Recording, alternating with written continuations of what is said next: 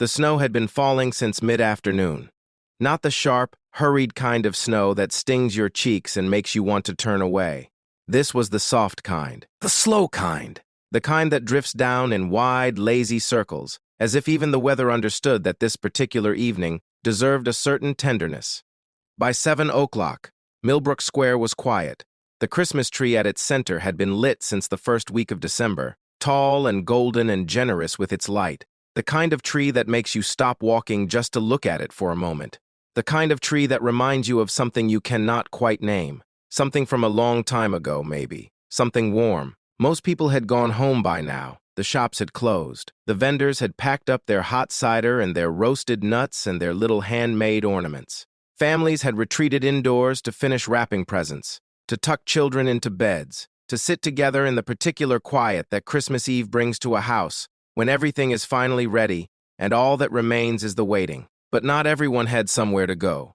His name was Richard Hale. He was 53 years old, though on this evening he looked older. He sat on the edge of one of the square's iron benches, the snow settling gently on the shoulders of his black suit jacket, which he had not thought to cover with a coat when he left the office. He had not thought to bring a coat because he had not planned to sit outside. He had not planned much of anything, really, in the last several hours. Richard was the kind of man other people thought they understood just from looking at him. Tall, composed, broad through the shoulders. The sort of face that had learned, somewhere along the years, to reveal very little. He had built a company from almost nothing, and he had done it through a particular discipline of self-containment. You did not get to where Richard had gotten by letting people see when something hurt you. But tonight, with the square empty and the snow falling and no one watching, Richard Hale was not composed. His elbows rested on his knees. His hands were clasped loosely in front of him, and his eyes, fixed somewhere in the middle distance beyond the Christmas tree, were wet. He was not exactly crying. Not in the way you picture when someone says that word. There were no sounds coming from him. His shoulders were not shaking, but the wetness was there, real and quiet, and if you had sat beside him and looked closely, you would have seen that this was a man who had reached the end of something, not the dramatic end that arrives with noise and spectacle, the other kind, the slow kind.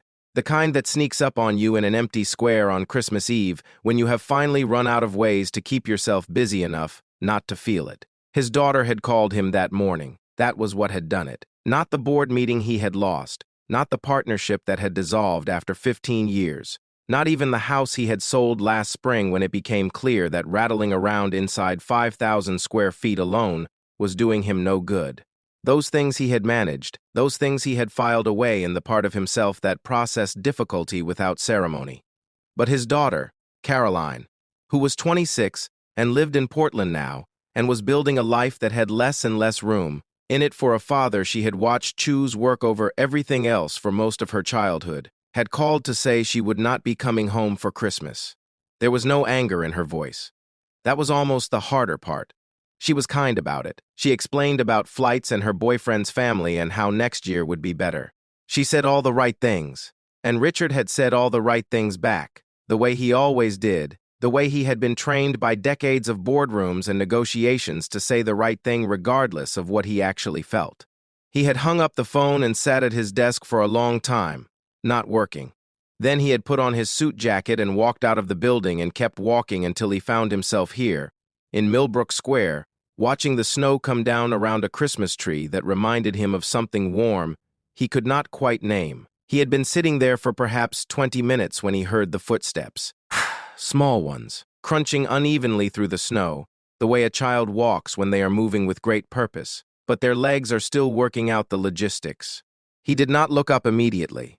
He was not ready to arrange his face into something acceptable just yet, but then a small voice said, quite clearly, and without any preamble at all, "Mister, are you sad?" He looked up. She was perhaps 5 years old, maybe just turning 6. She wore a red velvet dress, the kind little girls wear to Christmas pageants, with white trim along the collar and the hem.